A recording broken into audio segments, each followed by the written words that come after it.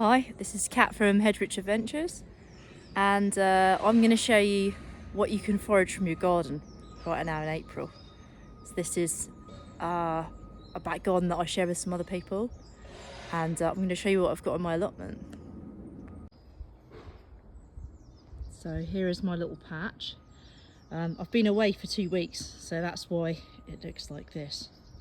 Excuses, excuses, yes I know. And I've got a little piece at the back as well. So this little piece at the back, I have been harvesting burdock up till fairly recently. I'm going to stop now because it's now April and the roots are going to be putting all the energy from the roots is going to be coming into the growing tops. So these are a bit old to harvest now, but I've been having lots of delicious meals out of these little baby burdocks coming up. These I could still take, I think. The roots are still good to go. So here we've got one of my favourite plants, which I've probably talked about before. In pesto, we've got garlic mustard or Jack by the hedge. So really versatile, lovely plant, really punchy flavour. I've banged on about it in my video about Jack pesto, which I'll give you the link to afterwards. So I've got a big patch of this growing in the herb bed, so I'm going to show you now. Here we are. Jack by the hedge or garlic mustard. Cabbage family plant. Flower like a cross. See the 4 white petals? That is a marker of the cabbage or brassica family. That's really good for native species as well. I get a lot of insects using this plant, including the eponymous cabbage whites, which attacks your cabbages. It will also eat this because this is also in the cabbage family. Lots of other bugs and beetles mating on this, I find. They don't seem to bother us and we don't bother them. And I take the very tops like this, the most tender tops with the flowers. I'll put those in some sort of punchy flavoured tomato stews, and I'll put them in salsa verde and I'll put them in pesto. And this just grows like bejesus. I've actually got a patch over here. I actually sowed this. I bought the seed and sowed this because I love it so much. And we've got some young Jack by the hedge, Aloria petiolata, growing in this bed here. So over to this bed of weeds. What have I got here? We have red dead nettle. So I'll pick one of these so you can see what it looks like. So it's got little flowers like orchids. Lamium purpureum. So red dead nettle. Bit of a misnomer because it's more purple, but there you go. This has quite a sort of musty flavour, so I don't use this very much, but I add it to salsa verde, especially the flowers, because they look really nice and you can put those into salads. The actual plant's perfectly edible, but it tastes sort of musty and it's got quite a lot of aromatic oil in, so like I said, I prefer to use its close relative, white dead nettle.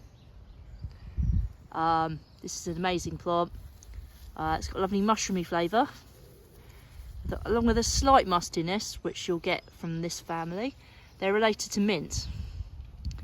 So this is Lamium album, and you'll see album means white. It has white flowers, little orchid-like flowers.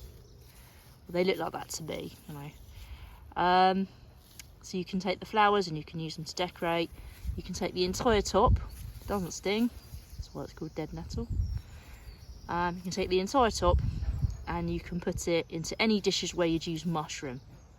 So I actually made vol au vents out of this, which you would have used mushroom in a creamy sauce.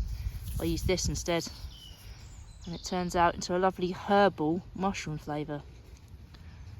You can also put it on top of pizza, pasta, or use it as a side veg with a bit of butter.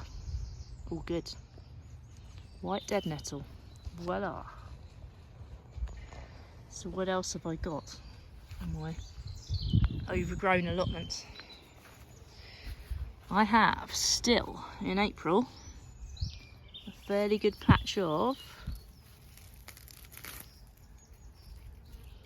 chickweed. Just get this out of the sun. Stellaria media, common chickweed. Got little arrow-shaped leaves. Very succulent and juicy, tender. And the flowers, let's see if we can find some flowers. This lot isn't flowering yet. The flowers are like little starry eyes, or stars. So that's hence the name Stellaria.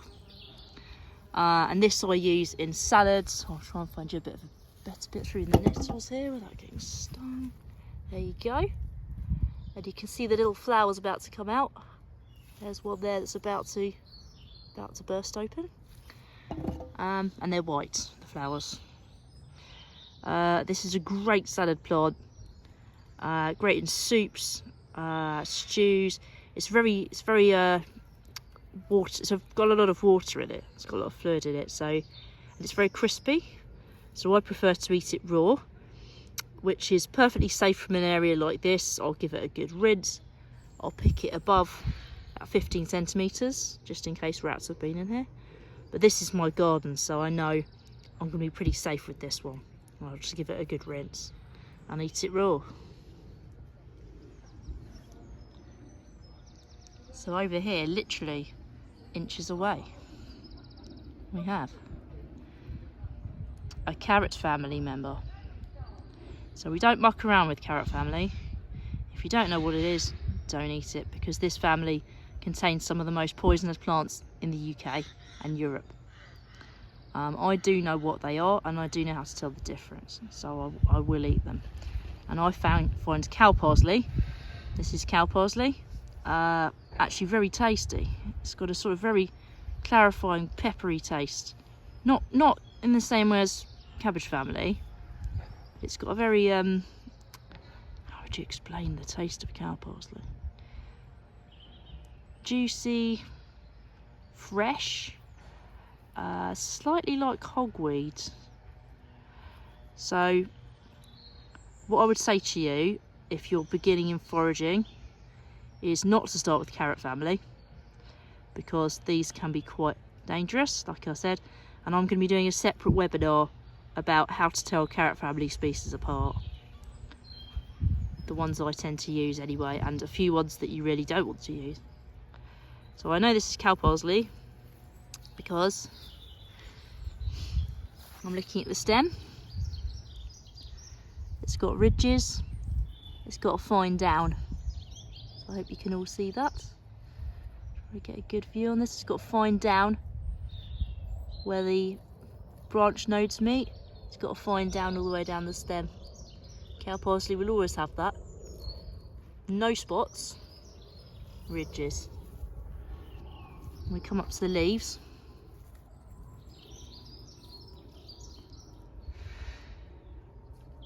cow parsley leaves are only 2 or 3 times pinnate, which means divided. The leaves of the more poisonous, well, the actually highly toxic hemlock, are much more divided than those of cow parsley. This is a cow parsley leaf here. And you'll see a slight pinky blush on the stem. A blush is fine. If you see spots, avoid. I mean, I've even seen one that I thought might be a hybrid. I've seen something which wasn't very divided, the leaves, but they had spots on the stem, so I didn't touch that, obviously. I don't know what was going on there. Could have been a hybrid. So here we've got cow parsley flowers. And these are kind of cute because they have sort of blowsy appearance, and there's some that are bigger than others, so it's kind of wonky in a cute way. Can you see that? Yeah, so you've got some petals bigger than the others in a sort of very cute and cottagey, blowsy style. So you can see the little umbel there. You can see the flower bracts hanging down. And I'll use this chopped up in a lactoferment. This time of year when the stem is growing, I will actually chop up and use the stem, a bit like celery. I don't eat it too much because it has got some hormonal action. Unspecified what it does to you, but you don't want too much of any one particular hormone at any particular time. But I'll use it mixed up in a salad, and it really makes a nice taste, a fresh, slightly peppery taste. And I'll put it in potato salad. That's also good. Also, if you're not sure about this plant, there are plants that look like this that can kill you. So I'm not recommending you go out and do this unless you're really sure. So more on that in my next webinar. So literally meters away, or mere feet away from the plants I was just showing you, we've got cleavers. So Gallium aperidae, and this has got your lovely whorls of leaves around a central stem. And the leaves are very narrow, and it's very scratchy to the touch. So that scratchiness is because this plant has natural Velcro.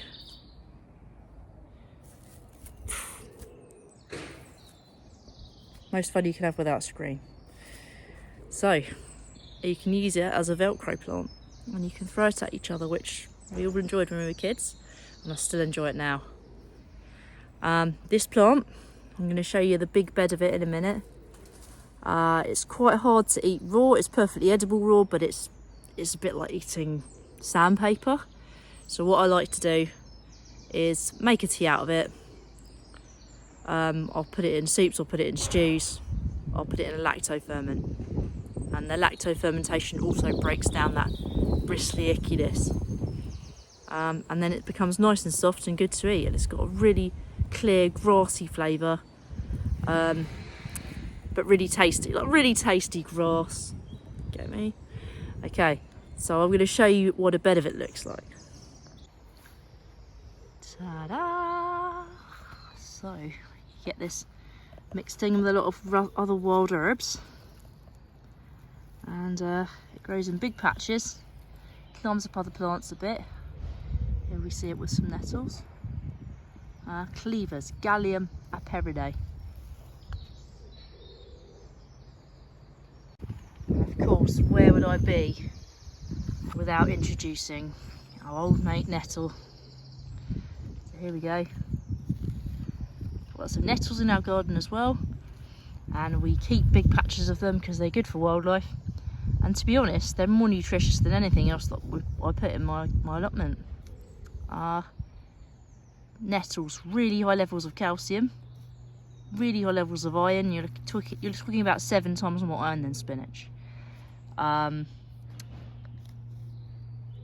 Really high levels of vitamin C, protein even in the leaves, and also the other trace elements, potassium, phosphorus, magnesium. Tastes really good in cream, in yogurts, with egg. I make these into falafels. Really, really good little plant. I know you've probably heard a lot of people bang on about nettles by now, but yeah, that's why, because they grow everywhere. You don't need to do anything really to them to make them grow, but they do like to grow out of fertile ground, so I will actually make sure that the ground is fertile with manure, with fertiliser, with, quite honestly, diluted wheat, and they will grow, and you don't need to do anything else, and you'll get lots of lovely butterflies. Yes, so if you want to know more about nettle recipes, see my video on nettles. And as if that wasn't enough, we've got hogweed in this patch as well. So I basically don't really do much to my garden. I have got some beans, I've got a couple of turnips. They tend to get attacked by badgers, so I kind of let the weeds grow, and I eat a lot of the weeds, and it just makes sense. But you need a patch of land to grow your weeds, and they're all certified organic by me. So here in this patch my little patch with the red dead nettles and the white dead nettles and the chickweed, I also have common hogweed. This is a leaf of common hogweed. And at this time of year, we're talking April, mid-April, we're looking for, down the base of the plant, there do tend to be nettles around, so you need to be careful. Down the base of the plant, I'm looking for these young and tender leaf shoots. So I'll take that, it's lovely and tender, I'll snip that off and use it steamed, boiled, just like asparagus. It's fantastic taste, really tender. They're quite bristly when they're raw, you can see the bristles on the stem, hence the name hogweed. This is also one of the Apiaceae or carrot family, so you do need to be sure of your identification. There's the leaf again, very different from anything poisonous. There's the back of it showing the bristles. So I'll look down the base of these plants and I'll take the young fronds and the immature flower heads. They are going to start to come up and they're furled like this in a sort of case, like a sheath. Then they're good for eating too. And I'll tempura them and I'll steam them and I'll boil them and I'll stir fry them. And they're absolutely delicious. They're also great lacto-fermented and they were used in Poland and Eastern Europe in borscht, the original borscht before beetroot was used. Fermented hogweed, Heracleum spondylum. More on this beautiful, amazing plant later in a separate video. If that wasn't nearly enough, got a little dandelion in our garden too. Most of you have probably seen dandelions. If you haven't, this is what they look like. The leaf, to me, looks like a dragon's tail. That's how I like to remember it. And when you break it off a bit, you should see, give it a bit of time. Okay, that one's not doing it. If you snap off a bit, you'll get white juice coming out of the end, which this one is not actually. Ah, there you go. Right, there you go. You get a white milky sap that contains bitters, which are very good for your digestion. They'll actually help you digest fats. They produce a substance. The actual substance is called bitters, a constituent in the plant. You'll find it in other plants as well, and in digestive aperitifs, alcohol that you'll take before a nice dinner party. So this white sap actually helps your gallbladder produce bile, which helps break down fat. So it's really nice, tasty. It's quite bitter tasting, but it goes really well with fatty foods. So I'll eat this with bacon, brie, nut burgers, anything like that, and I'll put it in salsa verde with some olive oil. So great for your vegans among us as well. Really, really great plant. It's a diuretic as well, so it helps you release water from your system. And when the flowers are out, you can batter them. Obviously batter being also another fatty thing, which is not very good for you, but at least you're eating battered dandelion. So that's a whistle-stop tour of just a few plants that I've found in my garden, growing in about 5 metres of space.